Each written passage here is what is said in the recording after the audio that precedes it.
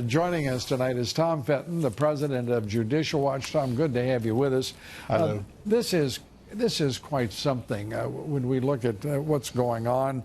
The radical Dems, as the president has said, they're now talking about abuse of power instead of violating some bizarre rule of foreign policy in which the president can't exercise his own critical judgment. They keep coming up with a new philosophy, a new rationale for the ignorant process. They're calling it impeachment inquiry, almost biweekly.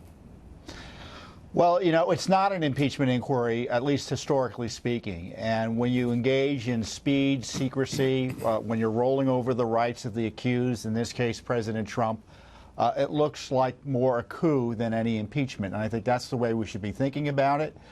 If it was legitimate, it'd open up the process to public disclosure and public accountability. Instead, but you can't do that. No, and a coup doesn't allow you to do that. Right. And I can tell you that this is why. Where did the whistleblowers go? All right, to President Trump's question, where the hell did they go? Well, if they were talking publicly, what would happen is that Adam Schiff would be exposed for the corrupt politician he is in terms of his coordination that he lied about. He's too busy flying with Nancy Pelosi to Jordan and to Afghanistan. Now he wants to be in charge of foreign policy in addition to carrying out an effort to overthrow the President of the United States. I mean, this is brass beyond brass. And this is why I've been saying, because the House, I don't know if they're going to be able to get a minority to stop this in the House.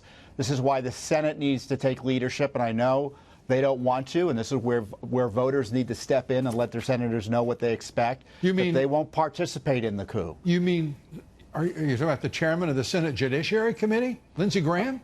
I'm talking about Lindsey Graham. I'm talking about Mitch McConnell. I'm talking about every Republican senator. They need to get together, and frankly, a few honest Democrats, to shut down this coup and say we're not going to take on an impeachment inquiry. Two honest Democrats in the United States Senate.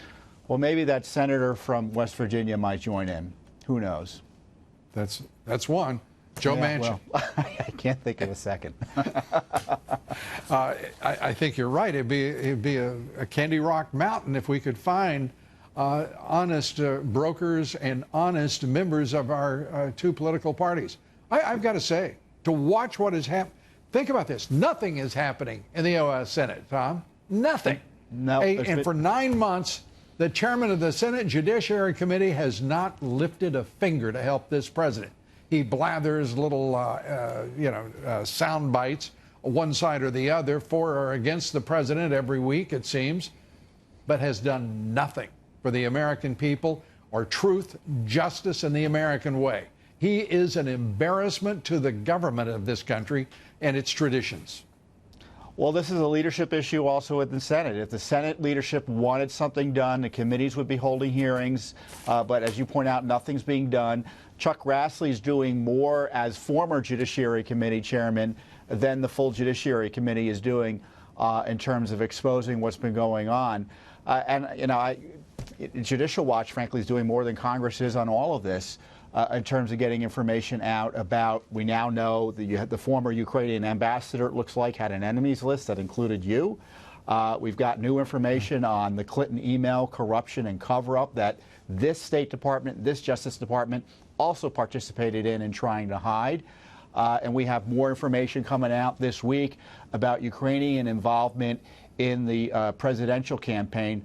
All of this coming out from an independent group doing an investigation, as opposed to the senators and congressmen who are supposed to be doing oversight under the Constitution. And the former president of Ukraine, fleeing Ukraine, and moving as much of his belongings as he can out of the country, or at least trying to. It is a desperate situation there, as this government, this Ukrainian government, has now decided there will be an investigation of the Bidens. Oh, yes, and as well as the Poroshenko presidency. That's what they're trying to thwart, Lou. It's not just a coup. It's a massive obstruction of justice, of the Justice Department investigation. However weak it may seem on the outside of what went on during the Obama administration and the corruption with their colluding with a half a dozen countries to target Trump and upend our election. The smell of it all couldn't be stronger, and something has to be done.